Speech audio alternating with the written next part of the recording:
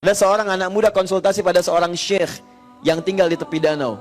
Danaunya bagus, airnya jernih dan bisa diminum, segar. Ketika datang anak muda itu membawa persoalan yang sangat rumit, konsultasi berat, kelihatan dari beban dirinya. Begitu datang, syekhnya tidak menjawab. Diajaklah ke pinggir danau, dibawa segelas air, ya, dibawakan, kemudian dibawa segenggam garam. Itu yang paling menarik. Begitu setelah terjadi, diambil kemudian airnya. Setelah itu dimasukkan garamnya. Genggam yang pertama diberikan, kemudian selesai, tahan sebagiannya. Kata syekhnya, minum. Bingung orang ini. Asin syekh, minum aja dulu. Begitu diminum langsung dimuntahkan, asin. Seperti itu. Keluarkan semua airnya, lempar ke danau, lempar dengan garamnya semua ke danau. Begitu dilempar, diambil lagi kemudian air menggunakan gelas yang sama. Sekarang minum.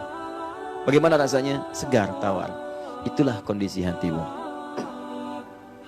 Masalah sebesar apapun, kalau hatimu itu lapang seluas danau ini, maka kesulitan besar pun akan mengecil dan ringan dibawa dalam hidup. Tapi kalau hatimu hanya sesempit gelas ini, maka segala yang terjadi pada dirimu sekalipun hanya sedikit dari garam itu akan terasa asin dalam hidup dan tidak akan nyaman terbawa dalam kehidupan. Sedangkan sifat Allah ketika mencintai dan mengingat seorang hamba, maka yang pertama Allah berikan akan melapangkan keadaan dirinya. Makanya Nabi Musa alaihissalam ketika akan berdakwah pada Fir'aun minta kelapangan hati. Rabbi syrahli sadri. Ya Allah, tolong lapangkan hati saya. Sebab kalau sudah lapang, mau teriakan, mau cercaan, mau celaan itu gak akan berpengaruh. Dasar Musa begini. Lapang aja, ya terus.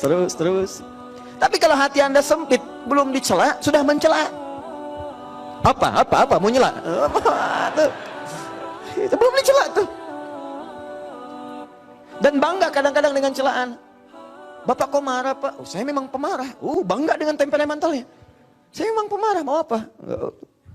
Jadi ada sesuatu yang keliru. Tapi kalau hati kita lapang, dan Nabi Muhammad tuh Masya Allah, Nabi Musa minta dikabulkan, Nabi Muhammad tidak minta diberikan oleh Allah Subhanahu wa Ta'ala. Nabi Musa, Rabbi shrahli sadri wa yassirli amri. Nabi Muhammad belum minta turun ayat alam nashrah laka sadrak. Nabi Musa, Rabbi shrah li sadri. Nabi Muhammad, alam nashrah laka sadrak wa wada'na anka wizrak alladhi anqadha dhahrak. Muhammad, kami telah lapangkan hatimu, sehingga dengan itu semua beban-beban yang engkau pikul di pundakmu, pikul di pundak berat seperti angkat barbel, itu akan terasa ringan dalam hidup. Nabi Musa minta diberikan, Nabi Muhammad belum minta, langsung diberikan. Kenapa? Karena puncak amalan Nabi Muhammad itu yang sulit disaingi oleh nabi-nabi yang lainnya. Dijamin surga tapi masih tahajud sampai bengkak kaki dan sebagainya, dekat dengan Allah, zikirnya kepada Allah dalam. Karena dalamnya itu belum minta, sudah diberikan oleh Allah Subhanahu wa Ta'ala. Sehingga Nabi Isa menyebutnya bukan dengan Muhammad tapi dengan nama yang lainnya, Ahmad. Quran surah As-Saff ayat 6 itu. Mubasysyiran birasulin ya'ti min ba'di ismuhu Ahmad. Aku berikan kabar gembira pada kaumku, ya. Berikan kabar gembira, padahal nabinya belum lahir. 600 tahun sebelum kedatangan Nabi sudah mengatakan pada umatnya, saya berikan kabar gembira akan lahir setelah saya, akan datang Nabi setelah saya. Bukan saya yang penutup, tapi Nabi setelah saya. Umumnya orang kasih kabar gembira itu saat dilahirkan. Hampir tidak ada misalnya orang jomblo langsung ngasih kabar. Alhamdulillah, Masya Allah, saya kasih kabar gembira, punya anak, ya Allah. Kapan? Sudah ada, mana? Nanti setelah menikah. Itu jomblo sengketa namanya, ya. Iya. Nanti kita, jomblo dibagi 3 bagian, jomblo syariah, jomblo fisabilillah, dan jomblo sengketa, ya.